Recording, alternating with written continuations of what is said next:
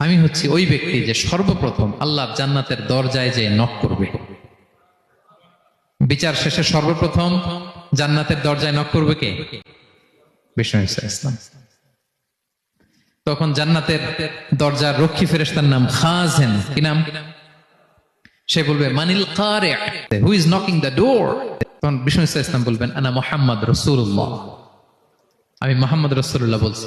তখন খাজেন বলবে আহলান ওয়া সাহলান, আপনার জন্যই আমি অপেক্ষা করতেছি। আল্লাহ বলে দিয়েছেন আপনার আগে কারো জন্য যেন জান্নাতের দরজা খোলা না হয়।